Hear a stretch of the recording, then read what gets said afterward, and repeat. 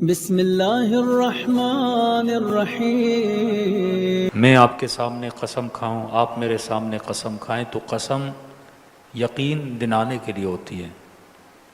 تو سوال یہ ہے کہ خدا تو اصدق الصادقین ہے، وہ کیوں قسمیں کھا رہا ہے؟ کہ کبھی کہا مجھے قسم ہے سورج کی، کبھی کہا مجھے قسم ہے چاند کی، کبھی کہا مجھے قسم ہے وقت کی، والعصر۔ اکثر ترجمہ ہم یہ کرتے ہیں کہ قسم ہے وقت کی، حالانکہ یہ ترجمہ غلط ہے۔ کبھی کہا والفجر، تو اس کا ترجمہ ہم کیا کریں گے؟ کبھی کہا والعصر، فرمایا قسم ہے وقت کی۔ کون سا وقت؟ عصر کا وقت۔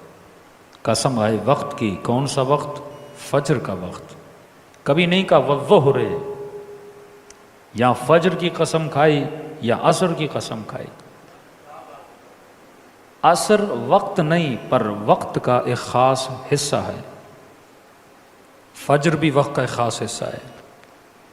آپ صبح بھی مجلس سن سکتے ہیں، دوپہر کو بھی مجلس سن سکتے ہیں۔ اس وقت رات کے 3:30 بجنے والے ہیں، آپ مجلس سن رہے ہیں۔ کیا ہر وقت میں جب میں مجلس سنتا ہوں اس کی فضیلت ایک ہے؟ رات کے 3 بجے سنو گے اس کی ایک الگ اہمیت ہے، دوپہر 11 بجے سنو گے اس کی ایک الگ اہمیت ہے۔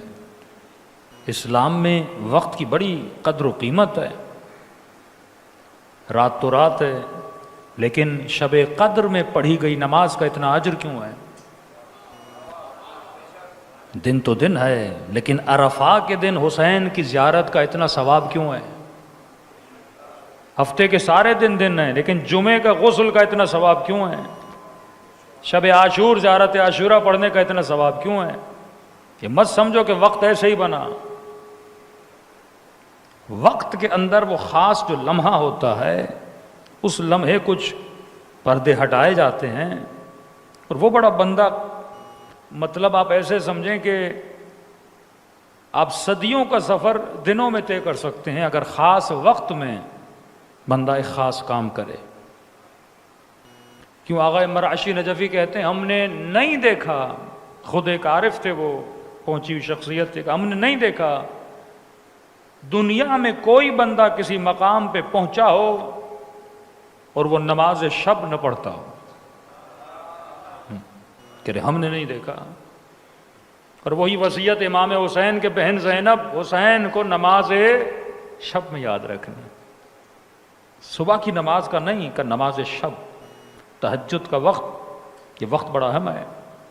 اور سائنٹیفکلی یہ ثابت ہوا کہ سب سے زیادہ آکسیجن جس وقت میں پائی جاتی ہے وہ وقت تہجد ہے۔ یہ جتنے اسپورٹ مین ہیں، پرسنالٹیز ہیں، آپ ان سے پوچھئے وہ کب آ کر ورزش کرتے ہیں، اکثر کہتے ہیں ہم صبح 4 بجے 3:30 بجے ہیں۔ یہ خاص وقت ہے جب آسمانی پردوں کو کھولا جاتا ہے۔ شاعروں سے پوچھو گے نا کہ شعری الہام تمہارے اوپر کب ہوتا ہے، کہتے ہیں تہجد کے وقت پہ۔ سچے خواب اور صادق خوابوں کا پوچھو گے نا کب ہوتے ہیں، کہیں گے تہجد کے وقت میں۔ کیوں؟ کیونکہ اس وقت دنیا سو رہی ہوتی ہے، اور خدا دیکھتا ہے کہ دنیا سو رہی ہے، میرا ایک بندہ اٹھ کے میرے پاس آیا ہے۔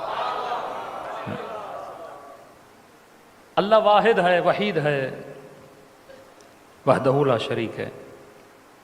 خدا کو وحدت بڑی پسند ہے۔ جب ہم کثرت سے نکل کے وحدت میں آتے ہیں، اعتکاف اجر بڑا ہے۔ جب تم لوگوں میں ہوتے ہو تو لوگوں کی محبتوں میں ہوتے ہو۔ میں مجلس پڑھ رہا ہوں، اس کے چہرے کو دیکھوں گا، اس کے چہرے کو دیکھوں گا، لوگوں کے چہروں کو آپس میں دیکھوں گا، فلاں بندہ کیسا، فلاں بندہ کیسا۔ جب ہم کثرت میں ہوتے ہیں تو کثرت میں غفلت بہت ہوتی ہے۔ بازار میں گیا کہ بازار میں مومن کم جاتا ہے، مکروہ ہے، کیوں؟ کثرت بہت ہے۔ کثرت خواہش پیدا کرتی ہے، کثرت یعنی میکسیمم چیزیں وہاں ہوتی ہیں، کہ جب تک ضرورت نہیں بازار نہ جاؤ۔ کہ نہیں مولانا ایسے ہی گھومنے گیا. میں نے کہا جاؤ گے خالی ہاتھ نہیں آؤ گے کچھ نہ کچھ لے کر آؤ گے. بازار ضرورت پیدا کرتی ہے. میں نے کہا یہ اتنے بڑے بڑے مال جن لوگوں نے بنائے وہ پاگل تھوڑی تھے. اے سی بھی لگایا, فری میں واش روم بھی بنائے, پانی بھی ہے. کئی لوگ کہتے ہیں مولانا گرمی لگتی ہے مال چلے جاتے ہیں, ٹائم بتا دیتے ہیں, گھر میں اے سی نہیں. میں نے کہا وہ پاگل ہے, 24 گھنٹہ مال کھولا ہوا ہے اور دن کے گرم ترین آورز میں اس نے تمہارے لیے اے سی بھی لگائی ہے. اسے پتا ہے یہ کچھ لینے کی نیت نہ بھی کرے لیکن جب میرے بازار میں آئے گا تو خالی ہاتھ نہیں جائے گا, لے کر جائے گا. ایک بازار شیطان لگاتا ہے, ایک بازار حسین لگاتے ہیں. یہاں بھی حسین کے حسن کی بازار سے گزرا, خریدار بنا کے نہیں بنا. وہاب قلبی مسلمان نہیں مسیحی ہے. بس قافلہ ٹکرایا, 1-2 دن امام حسین کے ساتھ سفر کیا. ماں نے کہا ہم کس دنیا میں رہ رہے تھے, اصل زندگی تو حسین جینا سکھا رہے ہیں. سب کو چھوڑا, آ گیا امام حسین کے پاس. یہ میرا انتخاب ہے, میں کس بازار میں رہنا چاہتا ہوں, یہ میرا انتخاب ہے. رات کے اندھیروں میں سب سے زیادہ گناہ بھی ہوتا ہے, رات کے اندھیروں میں سب سے زیادہ معراج بھی ہوتی ہے. یہ تیرا فیصلہ ہے, تو اپنے وقت کو کس معشوق کے ساتھ گزارنا چاہتا ہے, کس محبوب کے ساتھ بتانا چاہتا ہے, یہ تیرا انتخاب ہے. مولا زین العابدین اپنی اندھیری راتوں کو کہاں گزار رہے ہیں؟ صلی اللہ علیہ وسلم. خدا کو وحدت پسند ہے, وہ وحدت مکانی ہو, وحدت زمانی ہو, کہ تو جو زمانے سے خود کو توڑ کے 1 گھنٹہ تنہائی میں آتا ہے, اس وقت اللہ کے ساتھ ایک ربط بنتا ہے. وہ عشق, وہ محبت تمہارے دل میں آ جاتی ہے جو عشق اہل بیت کے وجود میں پایا جاتا تھا. اب کہا والعصر, مجھے قسم ہے عصر کی. عصر کیا ہے؟ وقت کا خاص حصہ. فجر وقت کا خاص حصہ. ابھی فجر قریب ہے, ظہر جیسے ڈھلے گی, مغرب سے پہلے کا جو وقت ہوتا ہے 1 گھنٹہ عصر کا ہوتا ہے. فرمایا مجھے قسم ہے عصر کی. کون سا وقت؟ عصر اور فجر میں خوبی ہے. خوبی یہ ہے کہ فجر بھی بہت جلدی گزر جاتا ہے, عصر بھی بہت جلدی گزر جاتا ہے. ترجمہ یہ ہوگا مجھے قسم ہے اس وقت کی جو بہت جلدی گزر جاتا ہے. پھر مولا علی تشریح کرتے ہیں, وہاں فرماتے ہیں 50 سال کے بوڑھے سے پوچھو زندگی کیسے گزری, کہے گا خواب کی طرح. 25 سال کے جوان سے پوچھو زندگی کیسے گزری, کہے گا خواب کی طرح. کہا اس خواب کی خاطر علی کے دامن کو نہ چھوڑنا. عاشور کا دن 1 دن تھا, گھنٹوں میں گنا جائے تو جنگ صبح سے شروع ہوئی اور تقریباً دوپہر کے 2-3 بجے جنگ کا خاتمہ ہو چکا تھا. اصحاب امام حسین سب شہید ہو چکے. عصر عاشور تک امام حسین کی شہادت نے طول پکڑا. وہ اس لیے کیونکہ مولا جنگ لڑتے تھے پھر خیموں میں آتے تھے. لشکر یزید کا سپاہی کہتا ہے جب حسین لڑتے تھے بار بار خیموں کی طرف مڑ کے دیکھتے تھے, کیونکہ اب کوئی سہارا بچا نہیں تھا. بیبیاں خیموں کے باہر منظر دیکھ رہی تھیں, پھر صدائیں بلند ہوتی تھی حسین چلے گئے, پھر مولا آتے تھے تاکہ آسرا ملے. جب آخری بار آئے تو یہ بتا کر گئے اب حسین واپس نہیں آئیں گے. ایک سخت وقت تھا لیکن بی بی زینب نے گزارا, امام سجاد نے گزارا. اللہ کا وعدہ ہے سختیوں کے بعد ان مع العسر یسرا. یسر اہل بیت کب آئے گا؟ جب حجت خدا کا ظہور ہوگا. صلوات پڑھے مولا کی شان.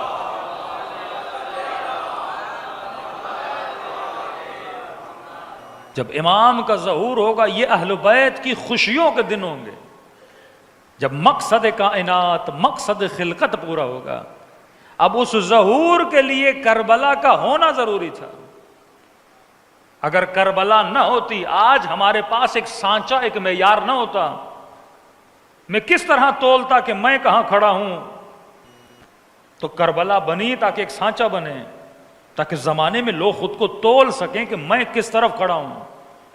کربلا بنی تو صفات کربلا بنی، کربلا بنی تو اظہار کا جذبہ بنا، کربلا بنی تو صبر کا مفہوم بنا، کربلا بنی تو بہن کا بھائی سے پیار بنا۔ اگر گھرانہ کربلائی ہو تو اس میں اخلاق وہی ہو جو سیدہ زینب کا ہے نا، کہ تعجب نہیں، شوہر کو چھوڑا، بچوں کو قربان کیا، بھائی کی محبت میں نہیں، امام کے عشق میں۔ اس نگاہ سے نہیں دیکھو کہ ایک ماں اپنے بچے کو قربان کر رہی ہے اور اپنے شوہر پہ قربان کر رہی ہے، نہیں، بی بی رباب بچہ قربان کر رہی تھی امام پر۔ ایک خاتون اپنا بچہ قربان کر رہی ہے مولا حسین پر، بولتی مولا حسین میں کربلا نہیں چلتی، میں مدینے رہتی ہوں، لیکن نہیں، اطاعت امام اتنی ہے۔ بہن بھی آئی، بھائی بھی آئے، اولادیں بھی آئیں، بھائی کی بیوی اور وہ بھی اپنے بچے لے کر آئی۔ مطلب یہ گھرانہ حسینی گھرانہ ہے۔ لیکن سوال، یہ گھرانہ کیسے بنے گا؟ ہم کثرتوں سے نکل کر وحدتوں میں کب آئیں گے؟ ہمیں یہ کب احساس ہوگا کہ یہ وقت جس میں ہم زندگی گزار رہے ہیں، یہ وقت گزر جاتا ہے۔ داڑھی کے بال آج کالے ہیں، کل سفید ہوں گے۔ آج جسم میں طاقت ہے، کل نٹھال ہوگا۔ آج تیرے اندر توانائی ہے، کل تو بستر پہ لیٹا ہوگا۔ آج تو لوگوں کے جنازے اٹھا رہا ہے، کل تیرا جنازہ اٹھایا جائے گا۔ اس وقت کو تو نے کیسے استعمال کیا؟ فرمایا وقت کے اندر سفر کرنے کے لیے ایک صفت کا ہونا بہت ضروری ہے، اور اس صفت کا نام ہے استقامت۔ آج کمی استقامت کی ہے کہ بندے کے اندر ثبات قدم ہی نہیں ہے۔ جوان ہے، غصے پہ کنٹرول نہیں، جوان ہے، شہوت پہ کنٹرول نہیں، جوان ہے، اپنی زبان پہ کنٹرول، یعنی ثابت قدمی اس کے وجود میں نہیں ہے۔ مولا علی کے سر پہ ضرورت لگی، مولا کو لایا گیا اپنے گھر کے اندر، گھر میں کئی کمرے تھے۔ اصحاب علی کو پتہ چلا کہ مولا کائنات کے سر پہ ضربت لگی ہے۔ اتنا زخم گہرا تھا کہ کہتے ہیں جو کپڑا امام کے پیشانی پر تھا اس کا رنگ زرد ہو چکا تھا، اتنا زہر تھا۔ حکیم آیا، حکیم نے چیک کیا، امام حسن کو کہا زہر پھیل چکا ہے۔ مطلب جس نے خدا حافظی کرنی علی سے کر لے، یہ بس چند گھنٹوں کا دیدار ہے، اس کے بعد علی تمہارے بیچ میں نہیں رہیں گے۔ کمرے میں امام حسن بیٹھے ہیں، دوسرے کمروں میں اصحاب کو پتہ چلا، عاشقوں کو پتہ چلا، سارے آ کے کمروں میں بیٹھ گئے۔ مولا بستر پر ہیں، آنکھیں بند ہیں، زخم گہرا ہے۔ اتنے میں اصحاب علی نے رونا شروع کیا۔ جب پتہ چلا، حکیم نے کہا علی تھوڑی دیر کے مہمان ہیں، کا مطلب آج کے بعد علی کو نہیں دیکھیں گے، آج کے بعد علی کے خطبے سننے کو نہیں ملیں گے، آج کے بعد علی کے پیچھے نماز نصیب نہیں ہوگی۔ کہ نہیں، علی چند گھنٹوں کے مہمان ہیں۔ اتنے میں لوگوں نے مولا کے فضائل پڑھنا شروع کر دیا، کوئی قصیدے پڑھنے لگا، کوئی مولا کی شان بیان کرنے لگا۔ ان سب میں ایک اٹھا اور اس نے بلند بلند آواز میں علی کے قصیدے پڑھنا شروع کیے۔ آواز اتنی بڑی تھی کہ مولا کے کانوں سے ٹکرائی، اور مولا نے بڑی مشکل سے اپنی آنکھیں کھولیں، اشارہ کیا امام حسن کو، کہ بیٹا ادھر آ۔ کہ جی بابا۔ کہ یہ کون ہے جو میری شان میں اتنے قصیدے پڑھ رہا ہے؟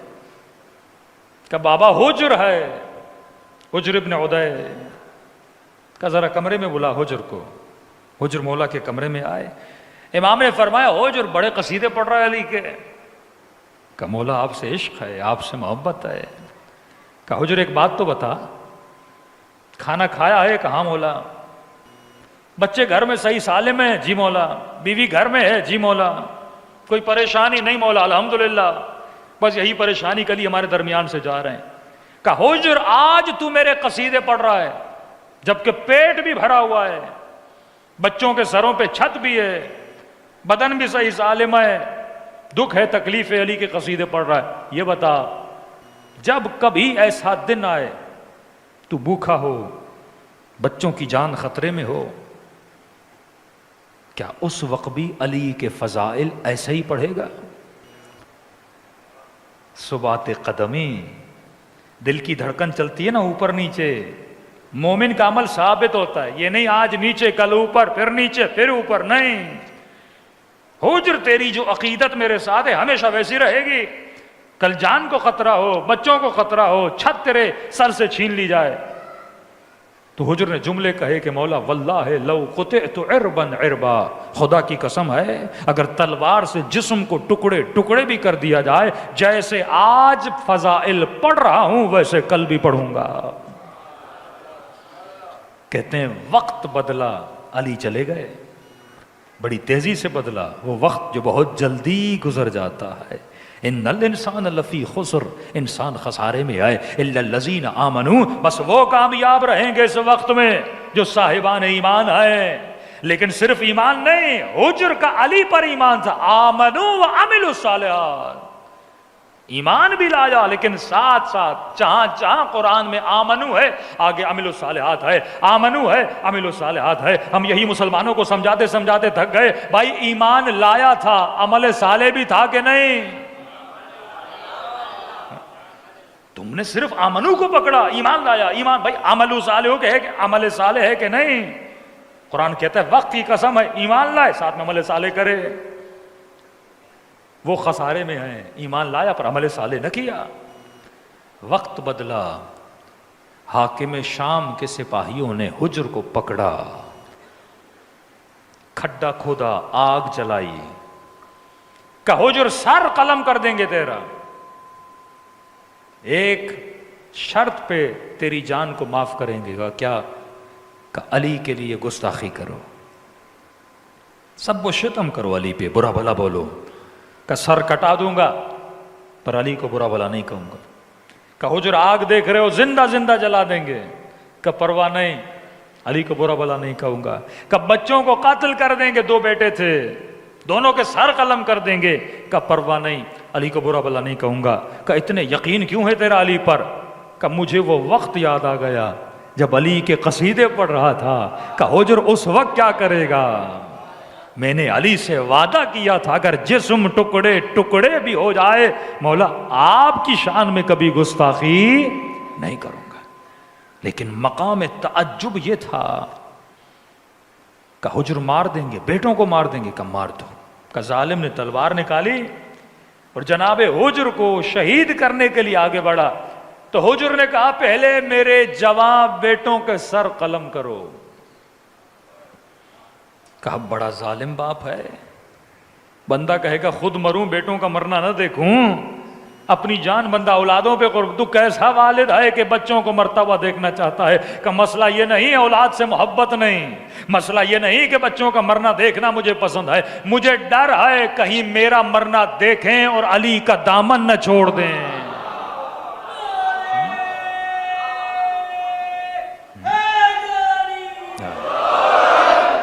لہٰذا اپنی نظروں کے سامنے پہلے ان کو جنت بھیجوں گا پھر خود جاؤں گا۔ موت ایک لمحہ ہے، موت ہاں دیکھنے والے کو موت بڑی مشکل لگتی ہے نا، جس پہ آتی ہے اس کے لیے کچھ بھی نہیں ہے، وہ بم کی موت ہو، وہ گولی کی موت ہو، وہ خنجر کی موت، موت ایک لمحہ ہے۔ امام خمینی کا بہت پیارا جملہ فرماتے ہیں جس قوم نے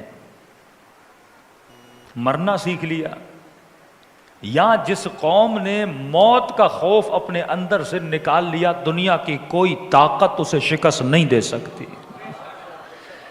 اور کہا جو قوم موت سے ڈرتی رہے گی، پیارا جملہ کہا موت لمحہ ہے، موت لمحہ ہے، لیکن جو قومیں موت سے ڈرتی ہیں نا، دشمن انہیں ہر لمحہ مارتا ہے، وہ ڈر کے مارے اپنی موت کو ایکسپیرینس کرتے رہتے ہیں۔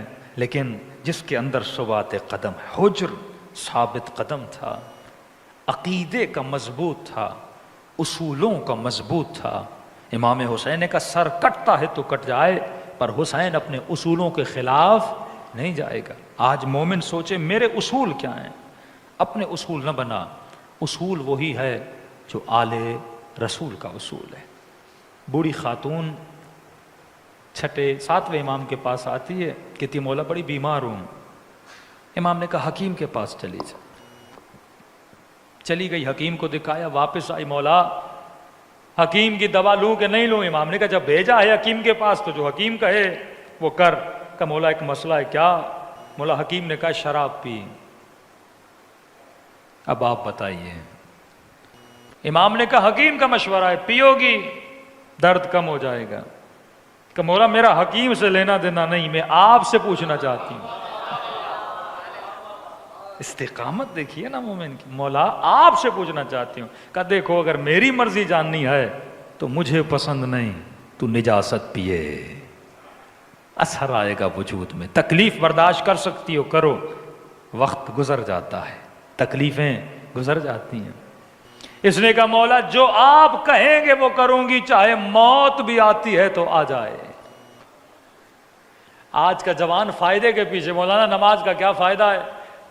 اور کچھ ہمارے مولانا حضرات ہیں نا جو وظیفے زیادہ پڑھتے ہیں، لوگ بہت دیکھتے ہیں 2 رکعت نماز پڑھو یہ ہو جائے گا، یہ ذکر کرو یہ ہو جائے گا. مطلب ہم مطلبی بہت ہیں. عبادت میں فائدہ تو کریں گے، عزاداری میں فائدہ تو کریں گے، یہ چیزیں نکال دو. اگر دین میں فائدے کو دیکھ کے عمل کیا جاتا تو یہودی بھی کرتے. کئی لوگ ہیں نا کہتے ہیں مولانا سائنس نے بولا یہ کام کرو، یہ تو مولا علی نے پہلے بولا تھا، اب سے میں کروں گا. اب سے تو کرے گا تجھے ثواب نہیں ملے گا، کیونکہ تو سائنسدان کے کہنے پہ کر رہا ہے، علی کے کہنے پہ نہیں کر رہا. بیچ میں داڑھی کا فیشن آ گیا، ہر بندہ داڑھی رکھ رہا تھا. میں نے کہا پہلے نہیں رکھتے تب کیوں؟ مولانا فیشن ہے. میں نے کہا اس کا ثواب تجھے نہیں ملے گا. اگر تو علی کی وجہ سے رکھتا تو ثواب ملتا، تو فیشن کی وجہ سے رکھ رہا ہے. وہ نیتوں کو پرکھتے ہیں کہ تیرے اندر استقامت کتنی ہے.